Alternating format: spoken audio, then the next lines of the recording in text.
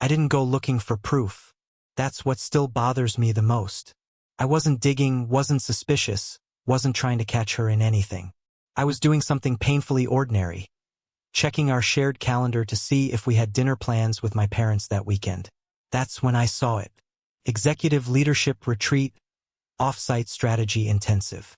3 days. Friday through Sunday. Location: a high-end resort 3 hours away. Booked through corporate. At first glance, nothing about that screamed betrayal. Emma had climbed fast in her company. Regional management by 36.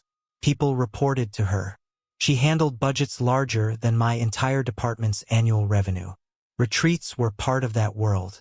But something about the entry made me pause. There were no other names attached. No team roster. No shared event block. No internal group travel notation. Just her. Single reservation. Single room. Single flight confirmation number embedded in the notes. My coffee cooled beside me while I stared at the screen. I told myself there were logical explanations. Maybe everyone booked individually. Maybe it was confidential planning. Maybe it was a formatting issue. Still, a quiet weight settled in my chest. Not fear. Not anger. Just the sense that a puzzle piece didn't quite fit. I didn't confront her immediately. I spent the rest of the day replaying harmless possibilities in my head, trying to reason myself out of discomfort. By the time she got home that evening, I'd convinced myself I was overthinking. We ate dinner like normal. She talked about a budget review. I nodded, asked follow-up questions, tried to act like a husband who didn't have a blinking calendar entry burned into his brain. I waited until we were cleaning up dishes. "Hey," I said casually, keeping my tone light. "I saw you've got that executive retreat coming up. Looks fancy." She didn't react at first, just rinsed her plate. "Yeah," she said. "It is." I dried my hands. Didn't realize it was just you going. That's when she stopped moving. Not dramatically, just a slight pause. "Enough." "What do you mean?" she asked. "The calendar only had your name on it." She turned slowly, towel in hand. Her face was neutral, but something behind her eyes sharpened. "It's not just me." "Okay," I said. "Just looked that way." Silence stretched for half a second too long. Then she exhaled, not confused, not amused. Annoyed. "Why are you analyzing my work calendar, Mark?" The shift caught me off guard. "I wasn't analyzing anything. We share it." I clicked the event. Her jaw tightened. "So now I need to explain every work entry to you?" "That's not what I'm saying." "It kind of is." I felt my pulse tick upward. This wasn't the conversation I expected. "I just thought it was unusual," I said carefully. "A retreat for one person." She laughed short, sharp. "You always do this." "Do what?" "Undermine my career with these little insinuations." The word insinuations hit harder than it should have. I hadn't insinuated anything. I asked a question. "You questioned the legitimacy of my work trip." "No, I questioned the format." She tossed the towel onto the counter. "God, Mark, do you hear yourself? You sound threatened." There it was. The pivot. Suddenly this wasn't about logistics. It was about my masculinity, my ego, my ability to handle her success. "I'm not threatened," I said, slower now. "I'm proud of you." "Then act like it." Her voice wasn't loud, but it was sharp enough to cut. "You've been weird about my promotion since it happened. Every time my boss pulls me into something strategic, you get that look." "What look?" "The one where you pretend you're supportive, but you're actually uncomfortable." I felt heat creep up my neck. "That's not fair." "What's not fair?" She's H*T back. "Is me working my ass off to get here and then coming home to be interrogated about a calendar entry." Interrogated. That word settled into me like something heavy and irreversible. "I didn't interrogate you." "You implied something inappropriate." "I didn't." "You did." She stepped closer, arms folded. "You know what this is really about?" she said quietly. I didn't answer. "You don't like that my boss trusts me." My stomach tightened. "What?" "You've always had a problem with Ryan." There it was. A name. Ryan Cole. Her direct superior. Charismatic. Aggressive. The kind of man who introduced himself with eye contact that lingered too long and handshakes that squeezed a little too hard. I don't have a problem with him, I said evenly. You do. You think he's manipulative. I think he's intense. And that bothers you. No, I replied. What bothers me is that you're turning this into something it's not. She shook her head slowly, disappointment written across her face like I'd failed some invisible test. I can't keep defending my ambition to my own husband. The statement was so absolute, so loaded, that for a second I questioned my own memory of the conversation. Had I accused her? Had I implied something darker? No. I'd asked why a corporate retreat appeared to be solo. That was it. You don't have to defend anything, I said. I just asked for clarity. And I gave it to you. You said it wasn't solo. That's not clarity. Her eyes flashed. You don't trust me. The accusation landed with precision. I opened my mouth to argue, then stopped. Because trust isn't something you declare in an argument. It's something you feel. And in that moment, I realized something uncomfortable. I didn't feel reassured. I do trust you, I said anyway. She stared at me for a long second, searching for something in my expression. Then she picked up her phone. Maybe work on how you show it, she said quietly, and walked toward the bedroom. The door closed softly behind her. I stood in the kitchen, listening to the hum of appliances and the faint sound of a drawer sliding shut in the other room. That conversation should have resolved things. Instead, it unsettled me more than the calendar ever had. Because she hadn't explained. She'd redirected. She hadn't reassured. She'd reframed. Somewhere between my question and her accusation, I became the unstable variable in the equation. Controlling, insecure, threatened. That night, lying beside her in the dark, I replayed every word. Her breathing was steady, back turned slightly toward me, close enough to touch, far enough to feel distant. I tried to tell myself I'd imagine the tension. But memory has a way of sharpening when you're quiet. The late nights that started 3 months ago. Ryan needs revisions before morning. The new dresses I hadn't seen before. The phone calls taken on the balcony. The way she'd flinch, just barely, when I asked simple follow-ups about her day. At the time, each thing had seemed isolated. Now they began to line up. Still, I didn't accuse. I didn't search her phone. I didn't check her messages. Because suspicion without proof feels ugly. And I didn't want to become the kind of husband who sees ghosts where there are none. But one fact wouldn't leave me alone. A high-end corporate retreat, booked for one executive, under a boss known for blurring professional boundaries. Maybe it was nothing. Maybe it was optics. Or maybe, and this thought sat heavy in my chest, maybe I just glimpsed the first undeniable crack in something I'd believed was solid. I didn't sleep much that night, and for the first time in 10 years, I wondered whether the man lying awake beside his wife was the only one still inside the marriage. I didn't go digging the next day. That's important. I went to work. I sat through meetings. I answered emails. I pretended the conversation about the retreat had resolved something. On the surface, it had. Emma acted normal, texted me about groceries, sent a photo of a broken coffee machine at the office with a sarcastic caption. Normal. But something had shifted inside me. It's strange how the mind works once doubt is introduced. You don't suddenly become paranoid. You become observant. And once you start observing, patterns begin to emerge. That evening, I came home earlier than usual. Emma wasn't there yet. The house felt quiet in a way I hadn't noticed before. Not peaceful, just hollow. Her laptop sat on the dining table, closed. Her work bag rested neatly against the chair. Nothing out of place. I poured myself a drink and sat down, telling myself to relax. Then my phone buzzed. Emma, running late. Ryan needed to go over projections again. Ryan. 3 months ago, that name barely registered. Now it carried weight. I typed back, "Everything okay?" She responded almost instantly. "Yeah, just high stakes. You know how it is." I stared at the message longer than necessary. 3 months ago, She rarely worked past 6.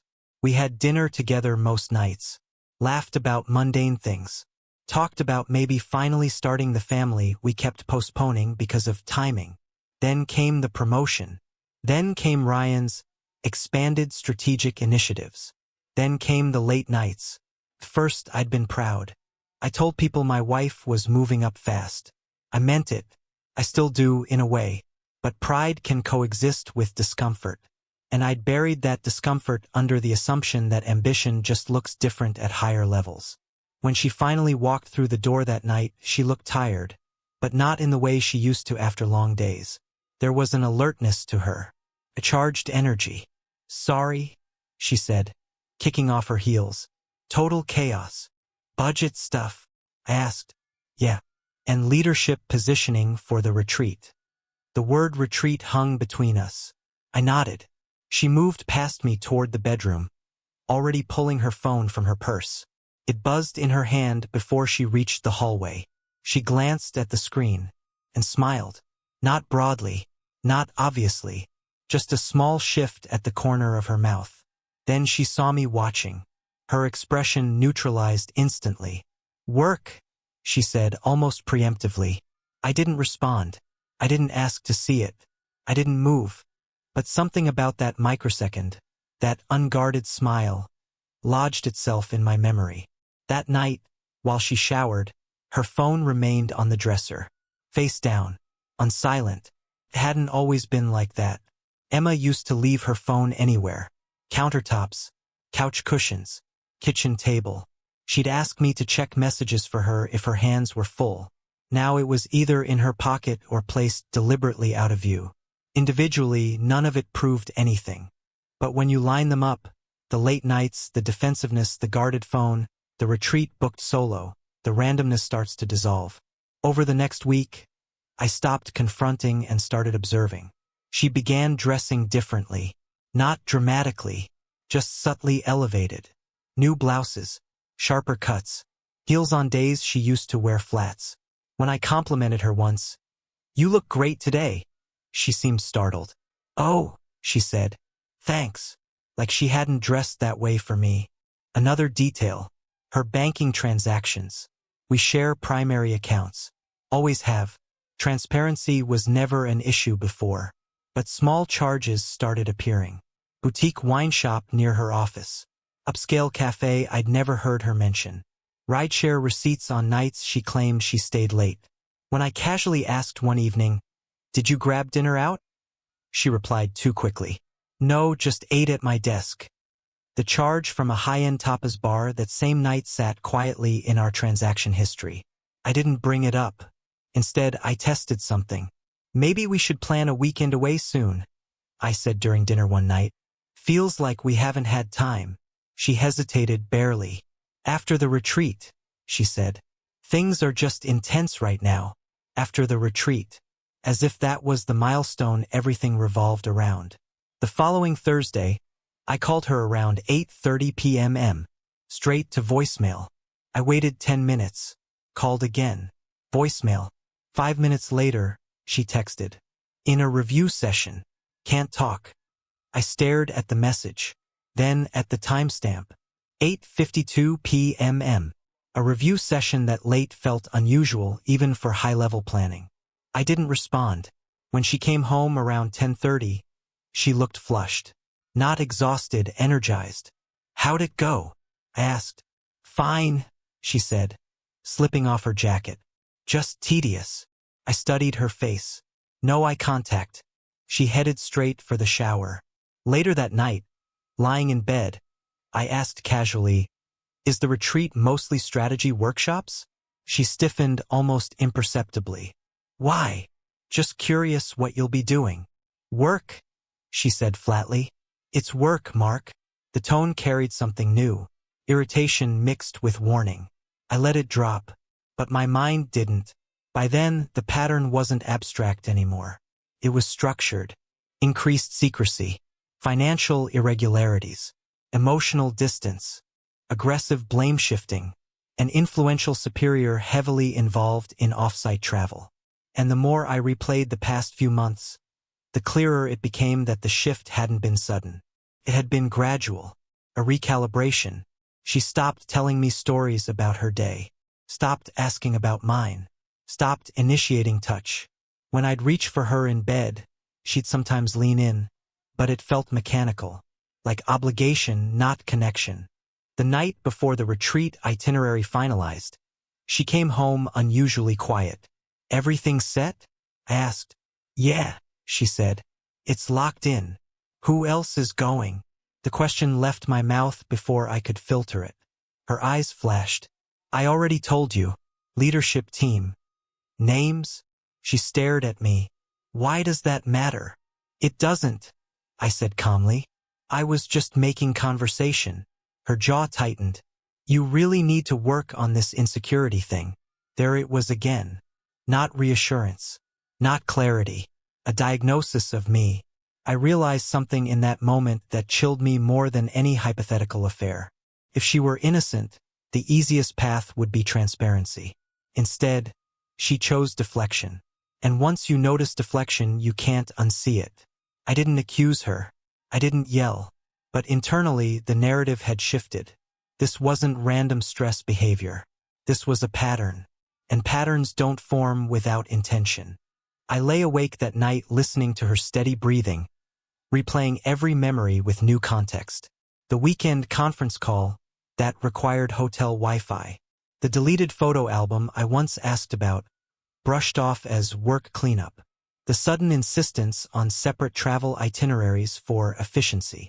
Each piece, isolated, could be rationalized. Together, they formed something disturbingly coherent. And for the first time, the question wasn't whether something was wrong. It was how long I'd been the only one pretending it wasn't. I didn't catch her because I was clever. I caught her because she got comfortable. The week before the retreat, Emma's schedule tightened even more. Meetings stacked back to back. Strategic alignment sessions. Pre-retreat positioning. Every phrase sounded inflated, abstract, corporate language designed to obscure specifics. By then, I had stopped asking. Not because I trusted her again. Because I wanted to see what she would do without resistance. It's strange how silence changes behavior. When I stopped questioning, she relaxed. Her defensiveness faded. The tension in her shoulders when I mentioned work disappeared. She assumed the storm had passed.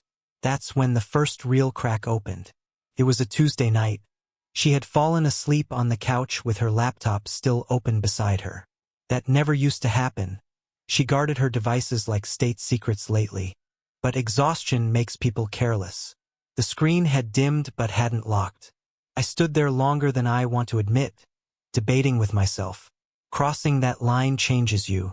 Once you look, you can't pretend you didn't. But something inside me already knew. I wasn't looking for truth. I was confirming it. I touched the trackpad lightly. The screen brightened. Email inbox. Nothing obvious at first glance. Work threads. Budget chains. Attachments. Then I noticed a separate folder. Not hidden, just named with an internal project code. I clicked it. Inside were fewer emails, but the tone shifted instantly. They weren't formatted like formal exchanges. They were short, personal, direct. From Ryan Cole. Hotel finalized. Same sweet category as last quarter. Discretion guaranteed. My throat tightened. I scrolled. Looking forward to uninterrupted time. You deserve a break from the noise. Another. Don't stress about Mark. You manage him well. My hand went cold on the trackpad. There it was. My name. Not in suspicion. In strategy. I opened the most recent thread. Emma. He asked about the retreat again. I handled it. Ryan, good. Don't let him destabilize your focus. Emma. He won't. He's predictable. I stopped breathing for a second. Predictable. That word hit harder than anything else. Not loved. Not respected. Managed. I read further. The language wasn't graphic. It didn't need to be. The int asterisk Macy was in the tone, in the familiarity, in the shared planning. They weren't sneaking around impulsively. They were coordinating. Flights staggered by 30 minutes to avoid visibility. expense categories coded under consulting, private suite bookings labeled under leadership review. This wasn't an emotional mistake. This was operational. I scrolled to older messages. The pattern went back further than I expected. 6 months. The first message was subtle. Great presentation today. Drinks to celebrate? Her response, careful. You're my boss. His reply, only during office hours. The escalation after that was gradual but unmistakable. Late-night strategy calls. Hotel confirmations. Jokes about power dynamics. He liked framing everything as dominance. Control is attractive when it's earned. Trust me to lead you. Let me take care of the details. It made my skin crawl. Not because he was confident, because he saw himself as untouchable. And Emma fed it.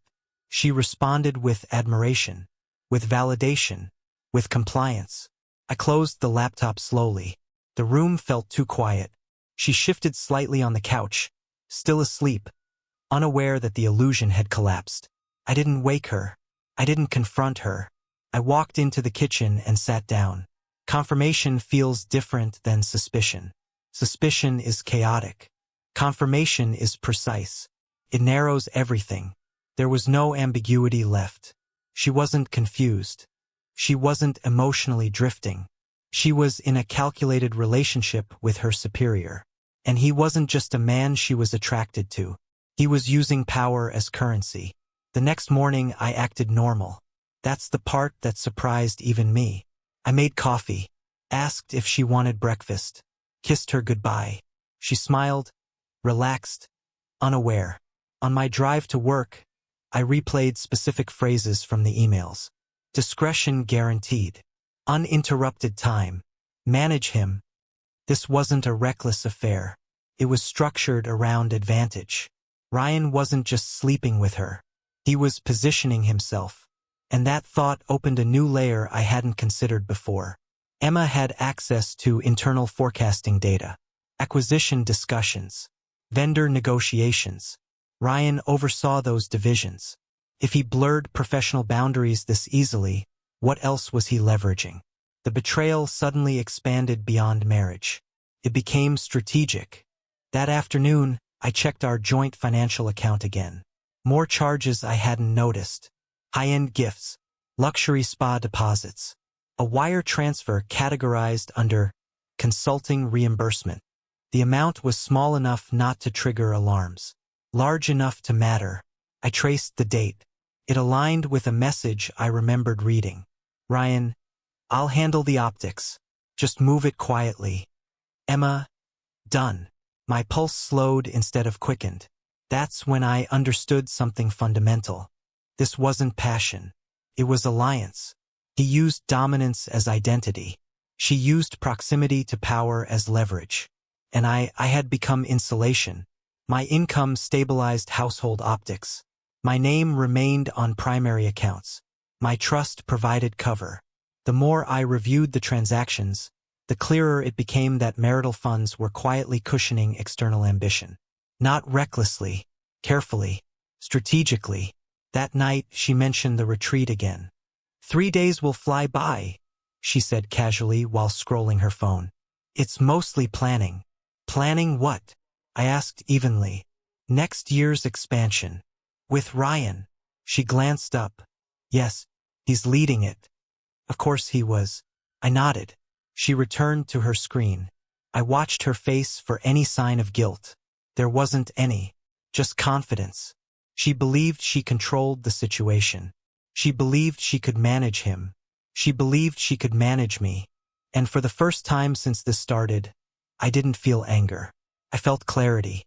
Because dominance built on secrecy only works when no one maps the structure.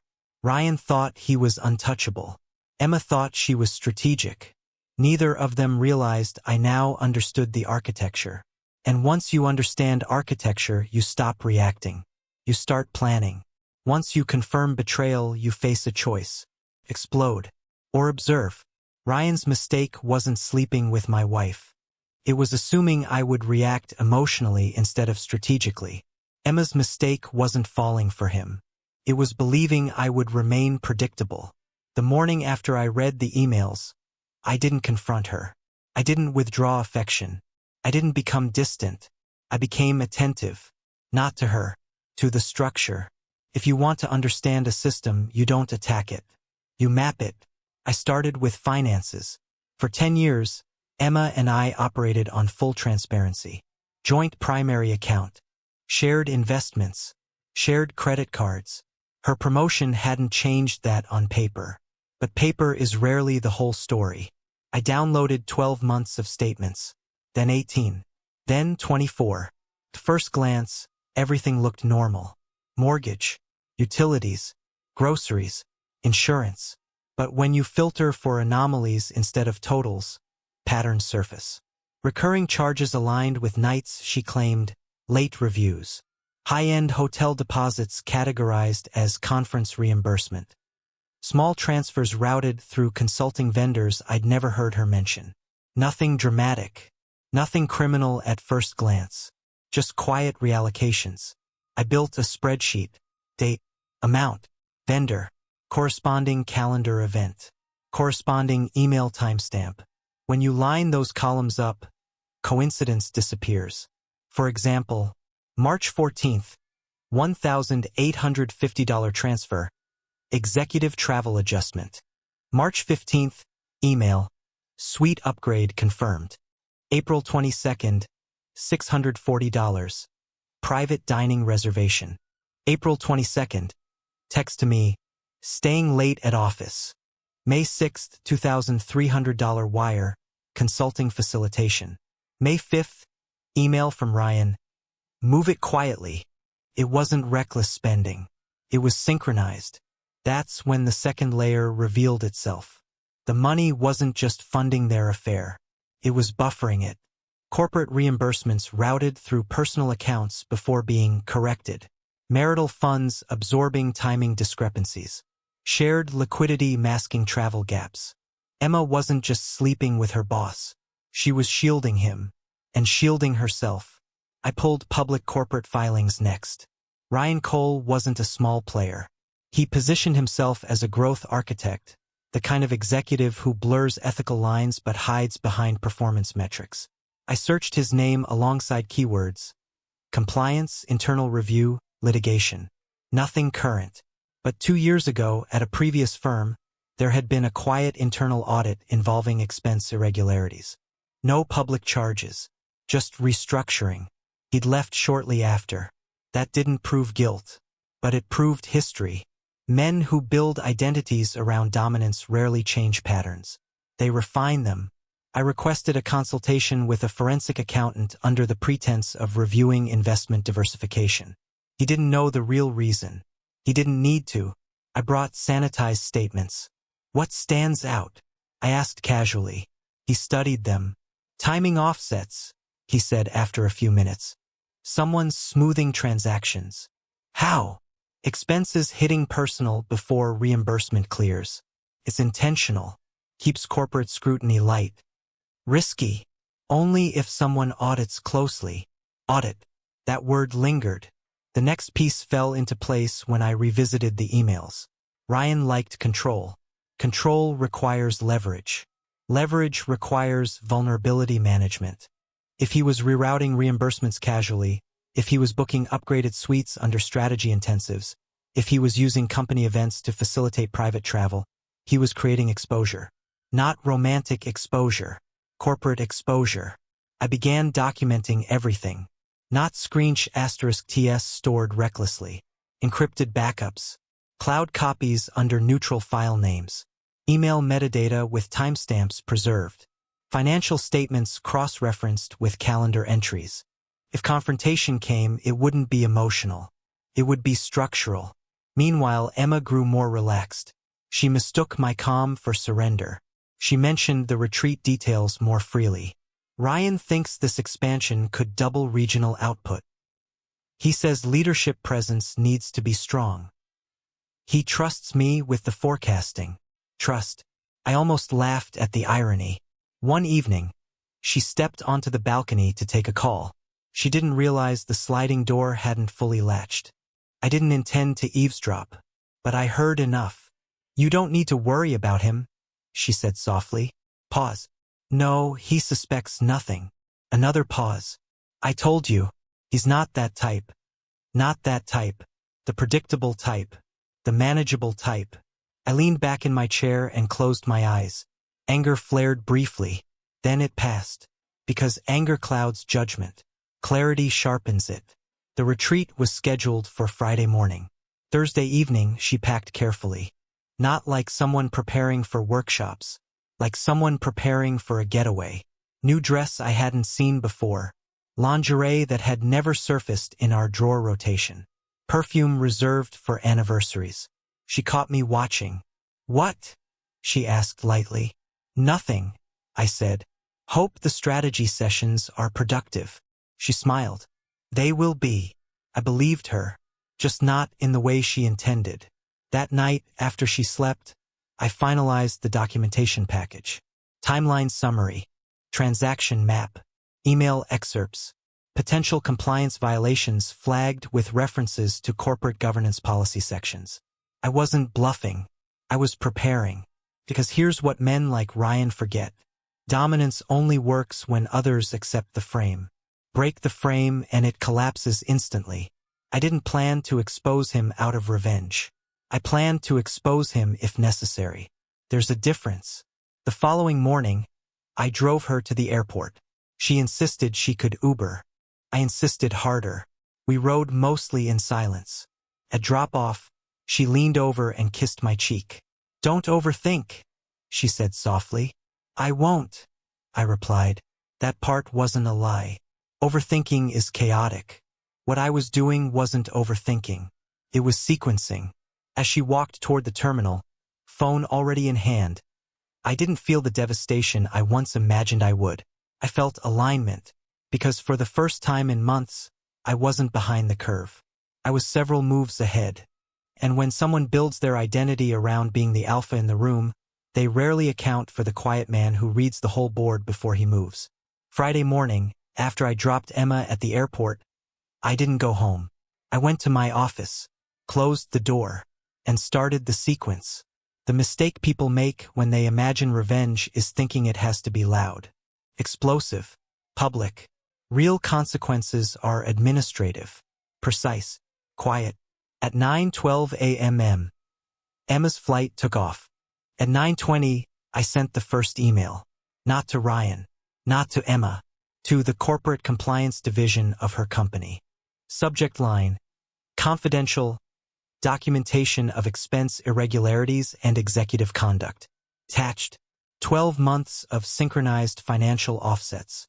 Email excerpts referencing suite upgrades and discretionary reimbursements. Timeline aligning personal funds with corporate travel. Specific policy citations from their publicly available governance handbook. I didn't speculate about an affair. I didn't use emotional language.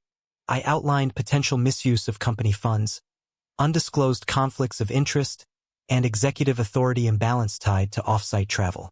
Compliance doesn't respond to jealousy. It responds to risk. At 9:37 a.m., I received confirmation of receipt. At 9:44, I sent the second package. This one to the board-level audit committee contact listed in public filings. Same tone, same documentation, clear, factual, restrained. By 10:15 a.m., the documentation existed in 3 independent inboxes. Once information enters formal review channels, it can't be quietly erased. That was intentional. The second front was financial. At 10:30, I met with my attorney. Not for emotional support, for structuring. We filed a formal separation intent letter. Preemptive. Documented infidelity combined with financial commingling creates leverage in asset protection. My lawyer understood that quickly. Do you want confrontation? He asked. No, I said. I want containment. We initiated temporary freezes on joint discretionary accounts pending review. Not aggressive, just procedural. Any transfer above a certain threshold now required dual authorization. If Emma tried to move funds to cushion fallout, she'd find friction. At 11:50 a.m., my phone buzzed. Unknown number. I ignored it. At 12:03 p.m. It buzzed again. This time it was Emma. I let it ring. At 12:07, she texted. Did you contact corporate? So it had beg asterisk N. I didn't respond immediately. I waited. At 12:14, another text. What did you do? At 12:19, a call. I answered this one. Her voice wasn't angry. It was tight. What did you send them? Documentation, I said calmly. You had no right. I had every right. You're trying to ruin him. No, I replied evenly. I'm documenting misuse of authority. Silence. Then, you're blowing this out of proportion. Am I? You're insecure and now you're retaliating. There it was again. Insecurity. Predictable. I didn't mention your relationship, I said. I mentioned compliance. Her breathing shifted. You don't understand how this works. I understand exactly how it works. Another pause. You think you're in control here? She asked, voice shaking now. I think, I said carefully, that dominance without oversight collapses fast. She hung up. I leaned back in my chair. This wasn't emotional warfare. It was structural correction. At 1:30 p.m., my attorney confirmed account safeguards were active. At 2:10 p.m., a compliance officer emailed requesting a formal call. I scheduled it for Monday. Let the weekend pressure build. By late afternoon, my phone buzzed again. Ryan. I let it go to voicemail. His message was controlled but strained. We need to talk. This is unnecessary escalation. Escalation. Interesting word choice. He wasn't denying. He wasn't outraged. He was recalibrating. At 5:45 p.m., Emma texted again. They're asking questions. About travel. About reimbursements. I didn't respond. She called again around 6:10. This time, there was no accusation in her voice. Only panic. They're reviewing the retreat booking. That makes sense, I said. You've humiliated me. No, I replied. I clarified risk. You're destroying my career. You did that when you rerouted funds. Silence. Then, softer. You don't understand how high-level leadership works. I almost laughed. Apparently, I said, I understand governance better than you. She hung up again. The retreat, I imagined, was no longer strategic planning. It was containment. Ryan's mistake wasn't the affair. It was believing his reputation insulated him. Men who brand themselves as corporate alphas rely on perception. Take away perception and the scaffolding shows. By Saturday morning, rumors were likely circulating internally. Compliance reviews move fast when executive optics are involved. At 10 a.m., I received a brief email from an unknown corporate address. Thank you for your submission. A formal internal investigation has been initiated. Initiated. Not dismissed. Not archived. Initiated. At 11:12 a.m., Emma sent one final message. You win. I stared at it. There was no triumph in me. Only clarity. This wasn't about winning. It was about removing myself from a game I hadn't agreed to play. That evening, I transferred my personal income to a separate protected account. Closed 2 shared credit lines. Updated beneficiary designations. Administrative steps.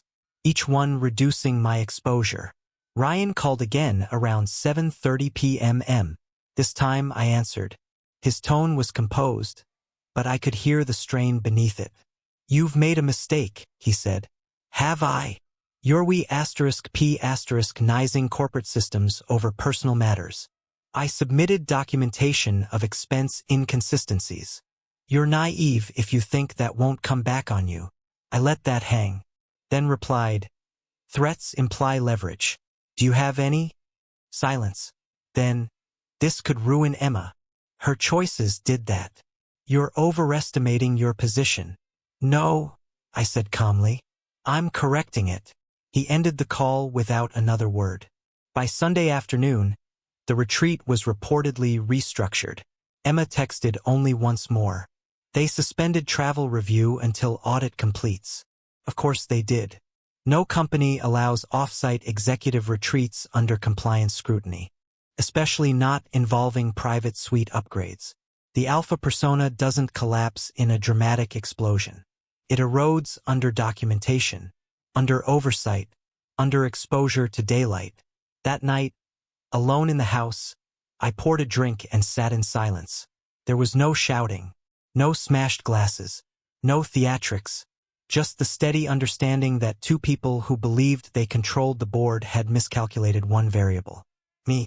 And when Monday arrived, it wouldn't be about anger. It would be about finalization. By Monday, the illusion was gone. Emma came home early, pale and quiet. Compliance had pulled Ryan from active oversight pending investigation. Expense audits were expanding beyond the retreat. Travel logs, vendor reimbursements, executive approvals. He wasn't dominating rooms anymore. He was answering questions.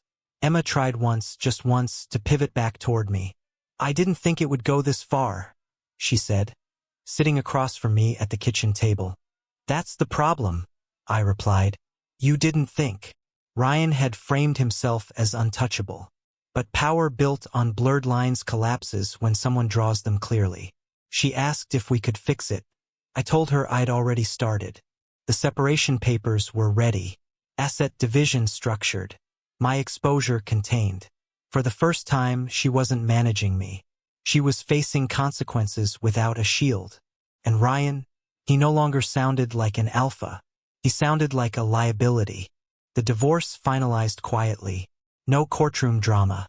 No shouting. Just signatures. Assets were divided according to documentation I'd prepared long before Emma realized I was done. My finances were protected. My reputation intact. Ryan resigned before the internal review concluded. Officially, it was strategic restructuring. Unofficially, the board doesn't tolerate executives who turn leadership retreats into private leverage. Emma tried reaching out once after everything settled. "I never meant to lose you," she said. But that was the point. She hadn't meant to lose anything. She assumed she could manage every variable. What she miscalculated was this. Alpha personas rely on perception. Real authority relies on preparation. I didn't leave angry. I left informed. And there's a difference. When someone plays dominance like a performance, all it takes is one person planning 3 moves ahead to end the show.